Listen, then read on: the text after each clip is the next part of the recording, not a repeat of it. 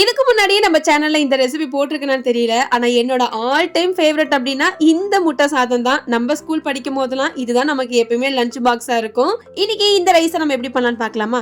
ஒரு பாத்திரத்துல கொஞ்சமா கடலை எண்ணெய், 1 டீஸ்பூன் அளவுக்கு கடுகு நல்லா பொரிஞ்சதுக்கு அப்புறம் கடலை உளுத்தம் பருப்பு போட்டுக்கோங்க.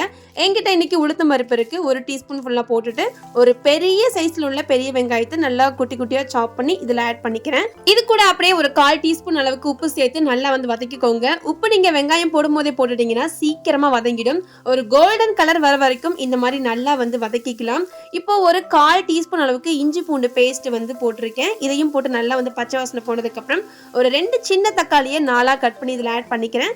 மசாலாக்கு மஞ்சத்தூள், மிளகாத்தூள், கரம் மசாலா இது 3 போட்டு நல்லா வதக்கிக்கோங்க. மீடியம் டு ஹை ஹீட்ல இந்த மாதிரி நல்லா வதக்கிட்டு தக்காளியோட தோல்லாம் நல்லா பிரிஞ்சு வர அளவுக்கு நல்லா இந்த மாதிரி ஸ்மாஷ் பண்ணி நல்லா வதக்கிக்கோங்க. இந்த அளவுக்கு தக்காளி வதங்கினதுக்கு அப்புறம் இப்ப நம்ம எடுத்து வச்சிருக்க 3 எக்கை இந்த மாதிரி உடைச்சிட்டு மேல கொஞ்சமா உப்பு, கொஞ்சமா பெப்பர் தூள் போட்டு நல்ல ஒரு 2 நிமிஷத்துக்கு அப்புறமா இந்த மாதிரி கரண்டி வச்சு மிக்ஸ் கொடுத்துக்கலாம். மீடியம் டு ஹை ஹீட்ல வச்சு இந்த மாதிரி ஸ்கிராம்பிள் பண்ணிக்கோங்க. அப்பதான் சீக்கிரமா பாத்தீங்கன்னா இந்த மாதிரி ஸ்கிராம்பிளா கிடைக்கும். இப்போ நம்ம எடுத்து வச்சிருக்க ஒயிட் ரைஸ் இதுல ஆட் பண்ணிட்டு இப்ப எல்லாத்தையும் சேர்த்து ஒன்னா மிக்ஸ் கொடுத்துக்கலாம். இதை இன்னுமே ஹைலைட்டான டேஸ்ட் வரதுக்கு அகைன் கொஞ்சமா கரம் மசாலாவும் கொஞ்சமா பெப்பர் பவுடரும் போட்டு நல்லா மிக்ஸ் கொடுத்தீங்கன்னா சாப்பிடும் போது அந்த மசாலா வாசத்தோட அவ்வளோ டேஸ்டா இருக்கும். அவ்வளவுதான். இப்போ ஒரு 2 to 3 மினிட்ஸ் மட்டும் மீடியமான ஹீட்ல இந்த மாதிரி நல்லா மிக்ஸ் கொடுத்துட்டு எடுத்து சாப்பிட்டு பாத்தீங்கன்னா அவ்வளோ டேஸ்டா இருக்கும்.